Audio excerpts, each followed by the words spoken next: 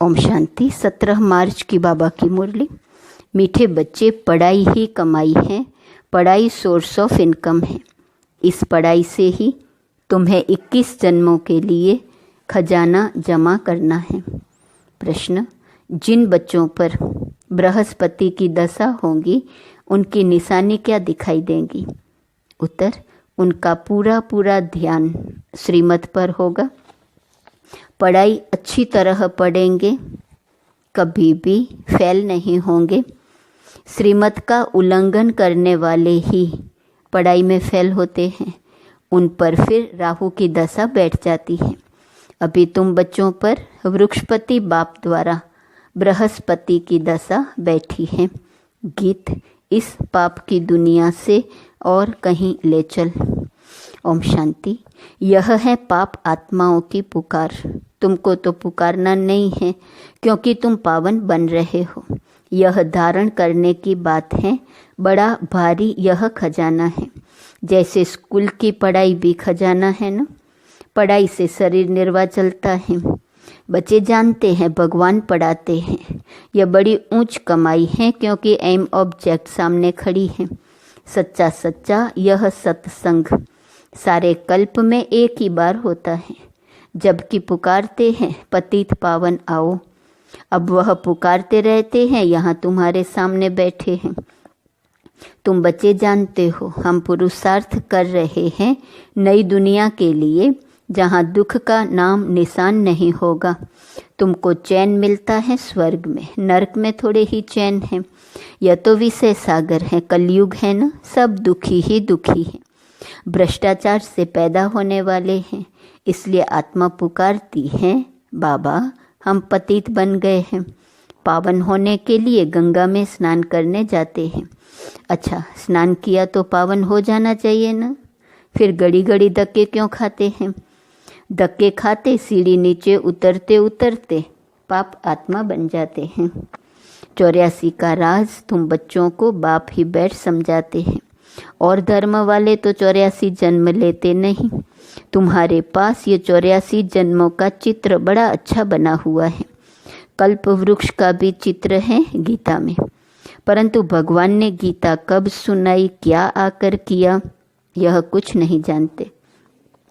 और धर्म वाले अपने अपने शास्त्र को जानते हैं, भारतवासी बिल्कुल नहीं जानते। बाप कहते हैं मैं संगम युग पर ही स्वर्ग की स्थापना करने आता हूँ। ड्रामा में चेंज हो नहीं सकती। जो कुछ ड्रामा में नूंद है वह हूबहू होना ही है। ऐसे नहीं होकर फिर बदल जाना है। तुम बच्चों की बुद्धि में ड्रामा का चक्र पूरा बैठा हुआ है। इस 84 के चक्र से तुम कभी छूट नहीं सकते हो, अर्थात यह दुनिया कभी ख़त्म नहीं हो सकती। वर्ल्ड की हिस्ट्री ज्योग्राफी रिपीट होती ही रहती है। यह 84 का चक्र बहुत जरूरी है। त्रिमूर्ति और गोला तो मुख्य चित्र हैं। गोले में क्लियर दिखाया हुआ है हर एक युग 1250 वर्ष का है। यह है जैसे अंधों के आगे आईना, 84 जन्म पत्रिका आईना। बाप तुम बच्चों की दशा वर्णन करते हैं। बाप तुम्हें बेहद की दशा बतलाते हैं। अभी तुम बच्चों पर बृहस्पति की अविनाशी दशा बैठी है। फिर है पढ़ाई पर मदार। कोई पर बृहस्पति की, कोई पर शुक्र की, कोई पर राहु की दशा बैठी है। नापास हुआ तो राहु की दशा कहेंगे। यहाँ भी ऐसे हैं। श्रीमत पर नहीं चलते हैं तो राहु की अविनाशी दशा बैठ जाती है। वह बृहस्पति की अविनाशी दशा, यह फिर राहु की दशा हो जाती। बच्चों को पढ़ाई पर पूरा ध्यान देना चाहिए, इसमें बहाना नहीं देना चाहिए। सेंटर दूर है, यह है, पैदल करने में 6 घंटा भी लगे तो भी पहुंचना चाहिए। मनुष्य यात्राओं पर जाते हैं, कितना धक्का खाते हैं। आगे बहुत पैदल जाते थे, बैलगाड़ी में भी जाते थे। यह तो एक ही शहर की बात है। यह बाप की कितनी बड़ी यूनिवर्सिटी है, जिससे तुम ये लक्ष्मी नारायण बनते हो। ऐसी ऊंच पढ़ाई के लिए कोई कहे दूर पड़ता है या फुर्सत नहीं, तो बाप क्या कहेंगे, यह बच्चा तो लायक नहीं है। बाप ऊंच उठाने आते या अपनी सत्यानाश कर देते। श्रीमद् कहती है पवित्र बनो, दैवी गुण धारण करो। इकट्ठे रहते भी विकार में नहीं जाना है। बीच में ज्ञान योग की तलवार है। हमको तो पवित्र दुनिया का मालिक बनना है। अभी तो पतित दुनिया के मालिक हैं ना। वह देवताएं थे डबल सिर ताज, फिर आधा कल्प बाद लाइट का ताज उड़ जाता है। इस समय लाइट का ताज कोई पर भी नहीं है, सिर्फ जो धर्म स्थापक हैं उन पर हो सकता है, क्योंकि वह पवित्र आत्माएं शरीर में आकर प्रवेश करती हैं। यही भारत है जिसमें डबल सिर ताज भी थे, सिंगल ताज वाले भी थे। अभी तक भी डबल सिर ताज के आगे सिंगल ताज वाले माथा टेकते हैं, क्योंकि वह है पवित्र महाराजा महारानी। महाराजाएं राजाओं से बड़े होते हैं, उनके पास बड़ी बड़ी जागीर होती है। सभा में भी महाराजाएं आगे और राजाएं पीछे बैठते हैं नंबरवार। कायदेशीर उन्हों की दरबार लगती है। यह भी ईश्वरीय दरबार है, इनको इंद्र सभा भी कहा जाता है। तुम ज्ञान से परियां बनते हो। खूबसूरत को परी कहा जाता है ना। राधे कृष्ण की नेचुरल ब्यूटी है, इसलिए सुंदर कहा जाता है। फिर जब कामचिता पर बैठते हैं तो वह भी भिन्न नाम रूप में श्याम बनते हैं। शास्त्रों में कोई यह बातें नहीं है। ज्ञान, भक्ति और वैराग 3 चीजें हैं। ज्ञान ऊंचते ऊंच है। अभी तुम ज्ञान प्राप्त कर रहे हो, तुमको वैराग है भक्ति से। ये सारी तमो प्रधान दुनिया अब खत्म होने वाली है, उनसे वैराग है।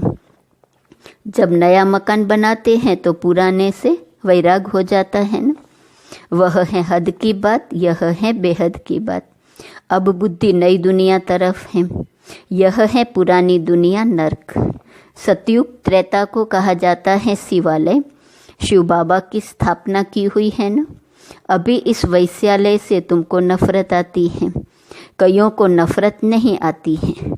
शादी बर्बादी कर गटर में गिरना चाहते हैं। मनुष्य तो सभी हैं विषय वैतरणी नदी में, गंध में पड़े हैं। एक दो को दुख देते हैं। गाया भी जाता है अमृत छोड़ विष काहे को खाए। जो कुछ करते हैं उसका अर्थ नहीं समझते। तुम बच्चों में भी नंबरवार हैं। सेंसिबल टीचर देखते ही समझ लेगा कि इनकी बुद्धि कहाँ भटक रही है। क्लास के बीच कोई उबासी लेते या जुटका खाते हैं तो समझा जाता है इनकी बुद्धि कहाँ घर बार या धंधे तरफ भटक रही है। उबासी थकावट की भी निशानी है। धंधे में मनुष्यों की कमाई होती रहती है तो रात को 1-2 बजे तक भी बैठे रहते हैं, कभी उबासी नहीं आती। यह तो बाप कितना खजाना देते हैं। उबासी देना घाटे की निशानी है। देवाला मारने वाले गुटखा खाते बहुत उबासी देते हैं। तुमको तो खजाने के पिछाड़ी खजाना मिलता रहता है, तो कितना अटेंशन होना चाहिए। पढ़ाई समय कोई उबासी दे तो सेंसिबल टीचर समझ जाएगा कि इनका बुद्धि योग और तरफ भटकता रहता है। यहाँ बैठ घर बार याद आएगा, बच्चे याद आएंगे। यहाँ तो तुमको भट्टी में रहना होता है और कोई की याद न आए। समझो कोई 6 दिन भट्टी में रहा, पिछाड़ी में किसकी याद आई, चिट्ठी लिखी तो फेल कहेंगे। फिर 7 रोज शुरू करो। 7 रोज भट्टी में डालते हैं कि सब बीमारी निकल जाए। तुम आधा कल्प के महान रोगी हो, बैठे बैठे अकाले मृत्यु हो जाती है। सतयुग में ऐसे कभी होता नहीं है। यहाँ तो कोई न कोई बीमारी जरूर होती है। मरने के समय बीमारी में चिल्लाते रहते हैं। स्वर्ग में जरा भी दुख नहीं होता। वहाँ तो समय पर समझते हैं अभी टाइम पूरा हुआ है, हम ये शरीर छोड़ बच्चे बनते हैं। यहाँ भी तुमको साक्षात्कार होंगे कि यह बनते हैं। ऐसे बहुतों को साक्षात्कार होते हैं। ज्ञान से भी जानते हैं कि हम बेगर टू प्रिंस बन रहे हैं। हमारी एम ऑब्जेक्ट ही यह राधे कृष्ण बनने की है, लक्ष्मी नारायण नहीं, राधे कृष्ण। क्योंकि पूरे 5000 वर्ष तो इनके ही कहेंगे। लक्ष्मी नारायण के तो फिर भी 20-25 वर्ष कम हो जाते हैं। इसलिए श्री कृष्ण की महिमा जास्ती है। यह भी किसको पता नहीं कि राधे कृष्ण ही फिर सो लक्ष्मी नारायण बनते हैं। अभी तुम बच्चे समझते जाते हो, यह पढ़ाई है। हर एक गांव गांव में सेंटर खुलते जाते हैं। तुम्हारी यह है यूनिवर्सिटी कम हॉस्पिटल। इसमें 3 पैर पृथ्वी चाहिए। वंडर है ना। जिनकी तकदीर में है तो वे अपने कमरे में भी सत्संग खोल देते हैं। यहाँ जो बहुत पैसे वाले हैं, उन्हों के पैसे तो सब मिट्टी में मिल जाने हैं। तुम बाप से वर्षा ले रहे हो भविष्य 21 जन्मों के लिए। बाप खुद कहते हैं, इस पुरानी दुनिया को देखते हुए बुद्धि का योग वहाँ लगाओ। कर्म करते हुए यह प्रैक्टिस करो। हर बात देखनी होती है ना। तुम्हारी अब प्रैक्टिस हो रही है। बाप समझाते हैं, हमेशा शुद्ध कर्म करो, अशुद्ध कोई काम न करो। कोई भी बीमारी है तो सर्जन बैठा है, उससे राय करो। हर एक की बीमारी अपनी है, सर्जन से तो अच्छी राय मिलेंगी। पूछ सकते हो इस हालत में क्या करें। अटेंशन रखना है कि कोई विकर्म न हो जाए। यह भी गायन है, जैसा अन्न वैसा मन। मांस खरीद करने वाले पर, बेचने वाले पर, खिलाने वाले पर भी पाप लगता है। पतित पावन बाप से कोई बात छिपानी नहीं चाहिए। सर्जन से छिपाया तो बीमारी छूटेगी नहीं। यह है बेहद का अविनाशी सर्जन। इन बातों को दुनिया तो नहीं जानती है। तुमको भी अभी नॉलेज मिल रही है, फिर भी योग में बहुत कमी है। याद बिल्कुल करते नहीं हैं। यह तो बाबा जानते हैं, फट से कोई याद ठहर नहीं जाएंगी। नंबरवार तो है ना। जब याद की यात्रा पूरी होगी तब कहेंगे कर्मातीत अवस्था पूरी हुई। फिर लड़ाई भी पूरी लगेंगी। तब तक कुछ न कुछ होता फिर बंद होता रहेगा। लड़ाई तो कभी भी छिड़ सकती है, परंतु विवेक कहता है जब तक राजा स्थापन नहीं हुई है तब तक बड़ी लड़ाई नहीं लगेंगी। थोड़ी थोड़ी लगकर बंद हो जाएंगी। यह तो कोई नहीं जानते कि राजा स्थापन हो रही है। सतो प्रधान सतो रजो तमो बुद्धि तो है ना। तुम्हारे में भी सतो प्रधान बुद्धि वाले अच्छी रीति याद करते रहेंगे। ब्राह्मण तो अभी लाखों की अंदाज में होंगे, परंतु उसमें भी सगे और लगे तो है ना। सगे अच्छी सर्विस करेंगे, माँ बाप की मत पर चलेंगे। लगे रावण की मत पर चलेंगे। कुछ रावण की मत पर, कुछ राम की मत पर लंगड़ाते चलेंगे। बच्चों ने गीत सुना, कहते हैं बाबा ऐसी जगह ले चलो जहाँ चैन हो। स्वर्ग में चैन ही चैन है, दुख का नाम नहीं। स्वर्ग कहा ही जाता है सतयुग को, अभी तो है कलयुग। यहाँ फिर स्वर्ग कहाँ से आया। तुम्हारी बुद्धि अब स्वच्छ बनती जाती है। स्वच्छ बुद्धि वालों को मलेच्छ बुद्धि नमन करते हैं। पवित्र रहने वालों का मान है। सन्यासी पवित्र हैं तो गृहस्थी उन्हों को माथा टेकते हैं। सन्यासी तो विकार से जन्म ले फिर सन्यासी बनते हैं। देवताओं को तो कहा ही जाता है संपूर्ण निर्विकारी। सन्यासियों को कभी संपूर्ण निर्विकारी नहीं कहेंगे। तो तुम बच्चों को अंदर बहुत खुशी का पारा चढ़ना चाहिए। इसलिए कहा जाता है अतीन्द्रिय सुख पूछना हो तो गोप गोपियों से पूछो, जो बाप से वर्षा ले रहे हैं, पढ़ रहे हैं। यहाँ सन्मुख सुनने से नशा चढ़ता है, फिर कोई का कायम रहता है, कोई का तो झट उड़ जाता है। संग दोष के कारण नशा स्थायी नहीं रहता। तुम्हारे सेंटर्स पर ऐसे बहुत आते हैं। थोड़ा नशा चढ़ा, फिर पार्टी आदि में कहाँ गए, शराब बीड़ी आदि पिया, खलास। संग दोष बहुत खराब है। हंस और बगुले इकट्ठे रह न सके। पति हंस बनता, पत्नी बगुला बन जाती। कहाँ फिर स्त्री हंसनी बन जाती, पति बगुला हो पड़ता। कहे पवित्र बनो तो मार खाए। कोई कोई घर में सब हंस होते हैं, फिर चलते चलते हंस से बदल बगुला बन पड़ते हैं। बाप तो कहते अपने को सब सुखदाई बनाओ, बच्चों को भी सुखदाई बनाओ। यह तो दुखधाम है ना। अभी तो बहुत आफतें आनी हैं, फिर देखना कैसे त्राही त्राही करते हैं। अरे बाप आया, हमने बाप से वर्षा नहीं पाया, फिर तो टू लेट हो जाएंगी। बाप स्वर्ग की बादशाही देने आते हैं, वह गंवा बैठते। इसलिए बाबा समझाते हैं कि बाबा के पास हमेशा मजबूत को ले आओ, जो खुद समझकर दूसरों को भी समझा सके। बाकी बाबा कोई सिर्फ देखने की चीज़ तो है नहीं। शिव बाबा कहाँ दिखाई पड़ता है? अपनी आत्मा को देखा है क्या? सिर्फ जानते हो, वैसे परमात्मा को भी जानना है। दिव्य दृष्टि बगैर उनको कोई देखा नहीं जा सकता। दिव्य दृष्टि में अब तुम सतयुग देखते हो, फिर वहाँ प्रैक्टिकल में चलना है। कलयुग विनाश तब होगा जब आप बच्चे कर्मातीत अवस्था को पहुँचेंगे। अच्छा, मीठे मीठे सिकिलदे बच्चों प्रति माता पिता बाप दादा का याद, प्यार और गुड मॉर्निंग। रूहानी बाप की रूहानी बच्चों को नमस्ते।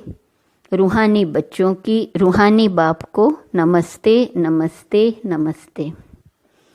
धारणा के लिए मुख्य सार। पहली पॉइंट, इस पुरानी दुनिया को देखते हुए बुद्धि का योग बाप व नई दुनिया तरफ लगा रहे। ध्यान रहे कर्मेंद्रियों से कोई विकर्म न हो जाए। हमेशा शुद्ध कर्म करने हैं। अंदर कोई बीमारी है तो सर्जन से राय लेनी है।